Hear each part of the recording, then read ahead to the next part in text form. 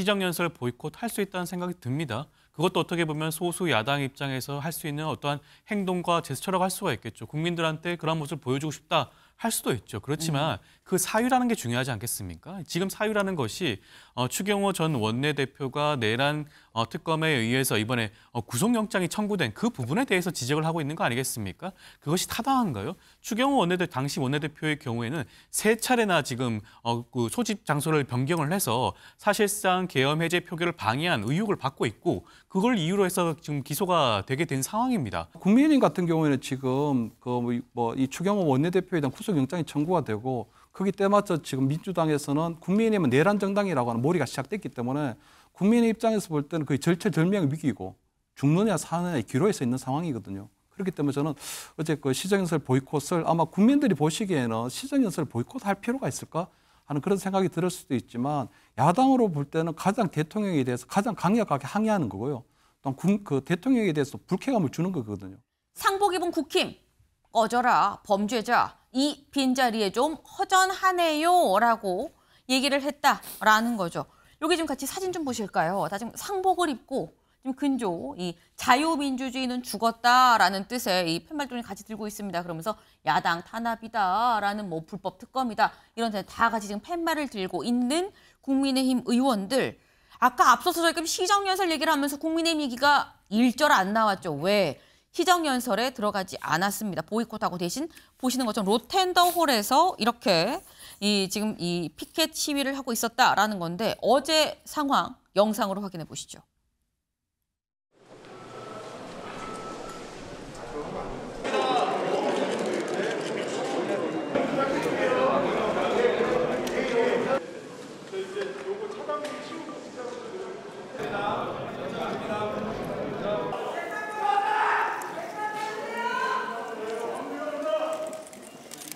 정권의 충견 조은석 특검이 어제 우리 당의 추경호 전 원내대표에 대한 구속영장을 청구했습니다.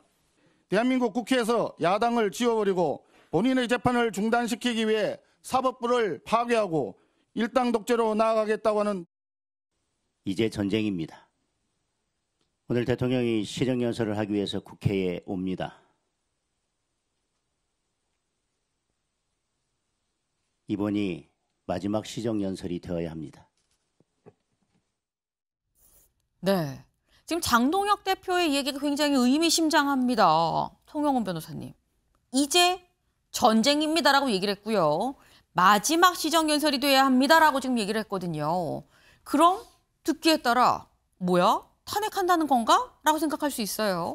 앞서도 말씀드렸는데 결국에는 반복되는 주제인 것 같습니다. 민주당이 위헌적인 재판중지법을 꺼냈기 때문에 제1야당 대표로서는 저렇게 맞받은 것이라고 이해됩니다. 그리고 시정연설 보이콧에 관해서 잠깐 좀 말씀을 드리면 우리가 저 한 장면만 봐서는 안 되고 왜? 누구에 의해서 어떻게 헌정 관행이 붕괴되고 있는가 좀 넓은 시야로 봐야 된다고 생각합니다. 저 시정연설 보이콧은 2022년 민주당의 원조 아니겠습니까? 87년 민주화 이후로 대통령이 국회에 시정연설을 하러 오면은 일단 여야 의원들이 모두 다 듣고 설령 중간에 나가더라도 일단 참석하는 게 헌정 관행이었습니다. 그런데 민주당이 2022년 10월 25일에 이른바 대통령의 비속어 사용 논란 등을 빌미로 처음으로 시정연설을 보이콧했습니다. 그리고 21대 국회, 22대 국회 내내 민주당으로 한쪽에 힘이 급격하게 쏠리면서 헌정 관행들이 급격하게 붕괴되고 있죠. 예를 들면 국회의장과 법사위원장은 서로 다른 당이 맡아온 헌정 관행이라든가 또 헌법재판관을 추천할 때 3명째의 국회 몫의 헌법재판관은 여야가 합의해서 추천하는 관행이라든가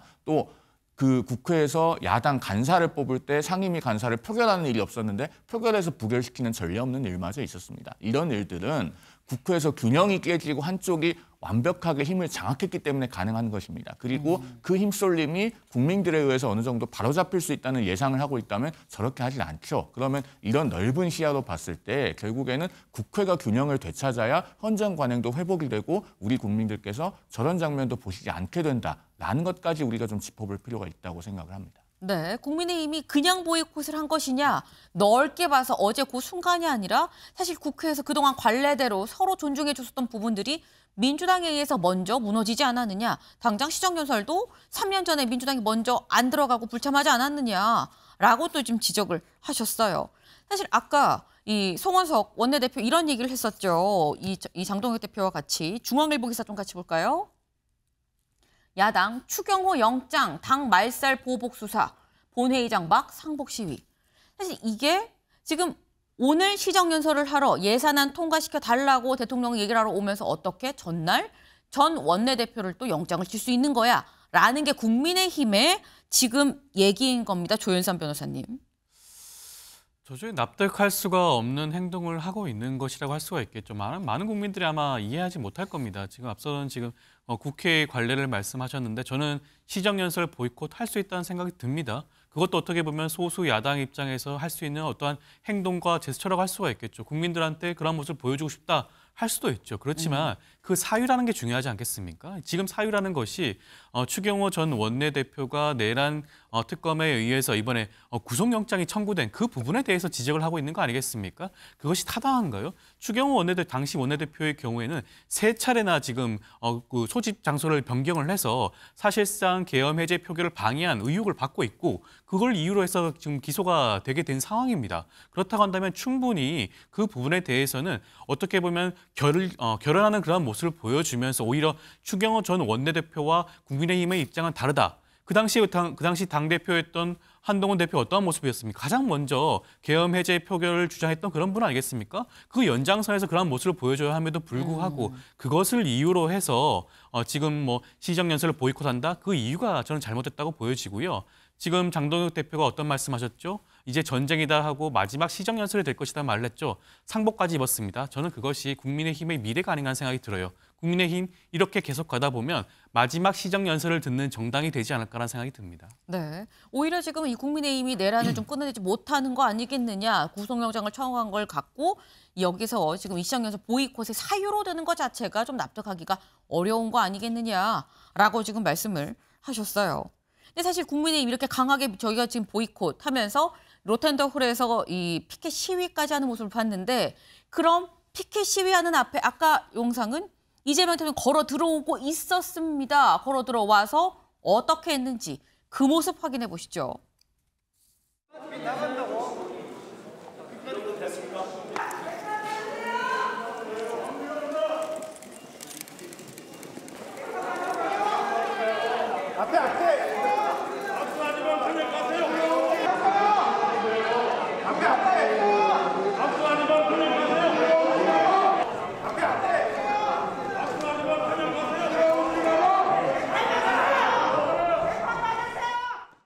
네, 지금 피켓 시위하는 국민의힘 의원들 앞에서 가서 인사를 하고 그리고 걸어 들어갔다라는 겁니다. 김철현 의원님, 국민의힘의 어떤 분이 저한테 그러시더라고요.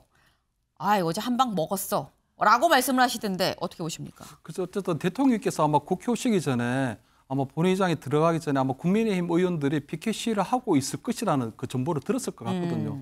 그렇기 때문에 아마 본인이 그때 민주당의 대표를 할 때 윤석열 대통령이 그때 시정연설을 하러 왔을 때는 그냥 윤 대통령이 그냥 횡하니 지나갔는데 아마 본인 입장에서 볼 때는 윤 전 대통령하고는 좀 차별화를 보이는 게 맞겠다.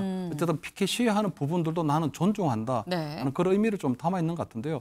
저는 아마 국민의힘 같은 경우에는 지금 이 추경호 원내대표에 대한 구속영장이 청구가 되고 거기 때맞춰 지금 민주당에서는 국민의힘은 내란 정당이라고 하는 몰이가 시작됐기 때문에 국민의 입장에서 볼 때는 거의 절체절명의 위기이고 죽느냐 사느냐의 기로에 서 있는 상황이거든요. 그렇기 때문에 저는 어제 그 시정연설 보이콧을 아마 국민들이 보시기에는 시정연설 보이콧할 필요가 있을까 하는 그런 생각이 들을 수도 있지만 야당으로 볼 때는 가장 대통령에 대해서 가장 강력하게 항의하는 거고요. 또 그 대통령에 대해서 불쾌감을 주는 거거든요. 왜냐하면 대통령이 아마 본회의장에서 시정연설을 할 때 텅 빈 야당석을 바라보면서 어떤 생각을 하셔야 될지를 저는 분명히 전달했다고 보이거든요.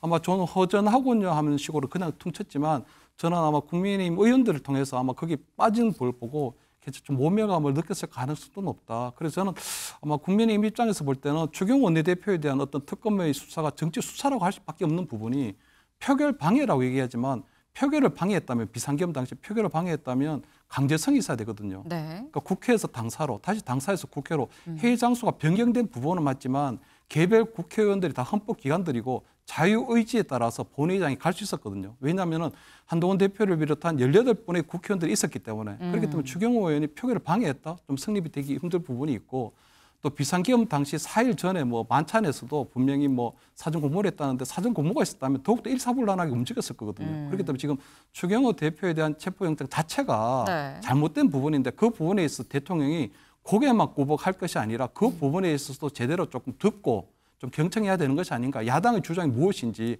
특검에만 맡겨놓을 것이 아니라 국정의 최고 책임자로서 그의 목소리 들어달라는 것이 어제 국민의힘이 보이려고 하는 그 자세다. 그런 말씀을 드립니다. 네.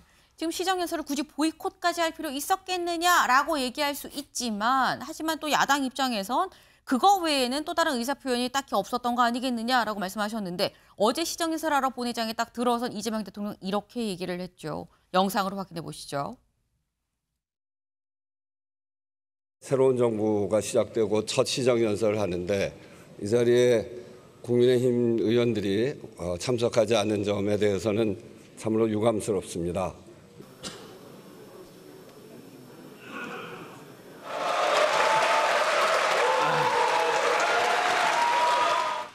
좀 허전하군요. 네. 제가 취임하기 전부터도 민주당과 야권에서는 선제 탄핵을 주장하면서 제가 이 계엄을 선포하기 전까지 무려 178회를 퇴진과 탄핵 요구를 했고요. 제가 국회 예산안 기조연설을 하러 가면 아무리 미워도 그래도 얘기 듣고 박수 한번 쳐주는 것이 대화와 타협의 기본인데 근데 전부 고개를 돌리고 있고 제가 끝나고 악수를 하니까 전부 거부하면서 이 문명 국가에서 볼 수 없는 이런 줄탄핵이라고 하는 것은 이거는 대단히 악의적인 거고. 네, 어제 있었던 시정연설에서 이재명 대통령 좀 이쪽이 허전하네요 라고 얘기하면서 국민의힘의 의석 쪽을 좀 바라보면서 얘기를 하죠. 그런데 생각을 해보면 윤석열 전 대통령도 헌재 심판 때 서운함을 피력을 한 부분이 바로 이 시정연설 때였다라는 겁니다. 저희 지금 반쪽 시정연설 되풀이되는 정치 악습 아니냐라는 건데 홍익표 의원님. 이 악순환이라고 얘기를 해야 될까요? 이거 어떻게 풀어내야 될까요? 그래서 제가 원내대표 때 저걸 풀어보려고 네. 신사협정을 제안을 했었어요. 그래가지고 이제 그 대통령 시정연설을 그때 하셨죠. 네. 윤석열 당시 대통령이 시정연설을 했고 저희도 그 당시에 로텐더홀에서 그 시위를 했습니다. 시위할 때 침묵 시위로 하고 그다음에 본회의장 안에서도 박수나 뭐 그 기립하를 쓰는 것은 그건 의원의 자유의지인데 제가 대통령 연설 중에 별도로 그러니까 그 장 내에서 이렇게 소리치고 하는 경우가 있잖아요. 그런 것을 하지 않는 것으로 얘기를 했어요. 네. 그래서 그걸 지켰습니다. 저희 당은.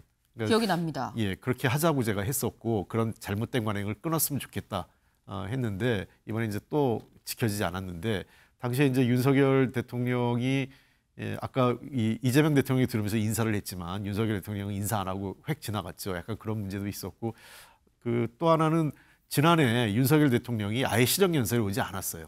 그러니까 소위 민주화 이후에 대통령 시정연설 불참은 처음 있는 일이었기 때문에 본인이 환영받지 못한다고 해서 오지 않는 것은 그것도 잘못된 것이죠. 그러니까 저는 대통령에 대한 비판도 할 수 있고 또 보이콧도 할 수 있지만 자기가 각자 해야 할 일은 해야 된다고 생각합니다. 대통령은 어떠한 상황에도 시정연설은 어떤 의미에서는 국회의원들에게 하는 게 아니라 국민을 대표하는 국회의원이기 때문에 사실상 국민들에게 시정연설을 설명드리는 거거든요. 그런 자리라고 생각을 해야 되는 거고 역시 이 여야를 가리지 않고 국회의원들은 국민을 대표하기 때문에 대통령의 시정연설이 어떤 내용인지를 국민을 대신해서 들어주는 모양새를 갖추는 것이 그것이 좀 기본적으로 그 대통령과 국회가 서로 간에 지켜야 될 예의가 아닐까 이런 생각을 갖고 있습니다.